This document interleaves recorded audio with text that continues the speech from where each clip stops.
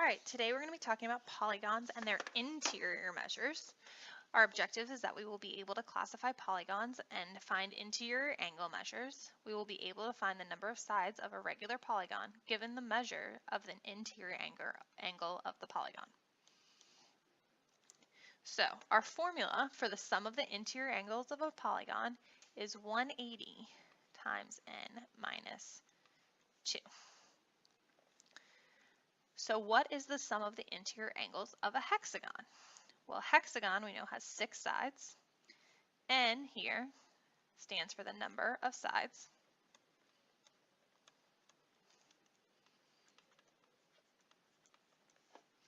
So 180 times 6 minus 2.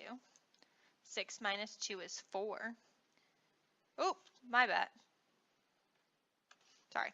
6 minus 2 is 4. 4 times 180 gives us 720 degrees. So the directions are missing for this one, but we're going to solve for x.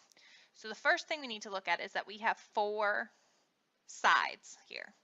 So to find the sum of the interior angles, we need to do 180 times 4 minus 2. 4 minus 2 is 2.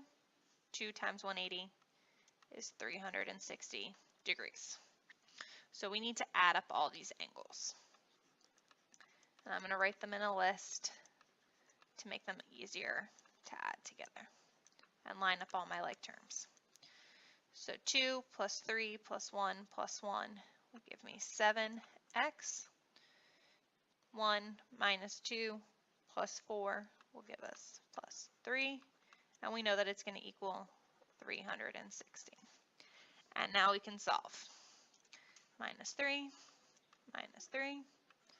7x equals 357. Divide both sides by 7. We get that x is equal to 51.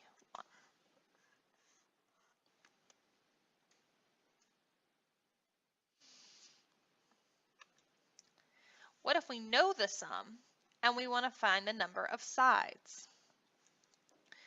That means 1,440 would have to be equal to 180 times n minus 2.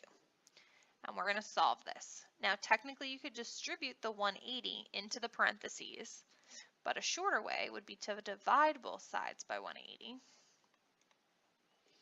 Those would cancel out. 1440 divided by 180 is 8 equals n minus 2. Therefore n has to be 10. And we know that this is a decagon.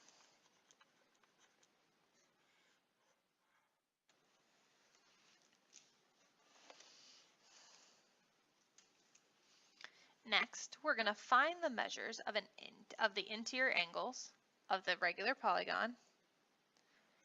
Then find the measure of one interior angle. So since it's a heptagon, we know that has 7 sides, so the sum would be equal to 180 times 7 minus 2, which when we type it in our calculators will give us 900 degrees. Now, to find one interior angle, there's 2 options.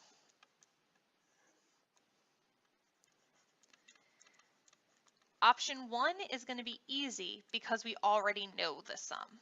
Option 2 is going to be easier when we don't have the sum handy. So, since we know the sum is 900 degrees, since it's a regular heptagon, we know all the angles are the same, so we're just going to divide this by 7 to give us 128.6 degrees. Option 2, if we don't know the sum, instead of calculating it, we can use our exterior angles. We know the sum of the exterior angles is always 360. Divide that by 7 since there's 7 sides. That'll give us 51.4 degrees. Since the interior angles, so this, and the exterior angle here, ultimately form a line, we know that an interior plus an exterior equals 180. So we can do 180 minus 51.4 degrees, and that will also give us 128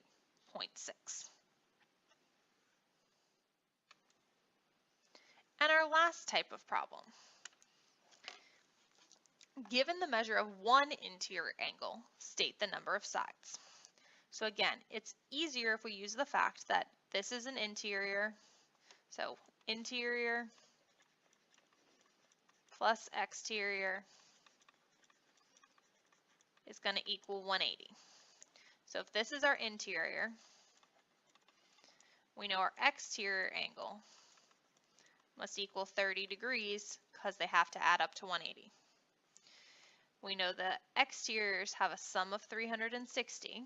If we divide that by how much one exterior is, then we get 12, and we know that there's 12 sides. What is a tessellation? A tessellation is a repeating pattern of figures that completely cover a plane without gaps or overlaps.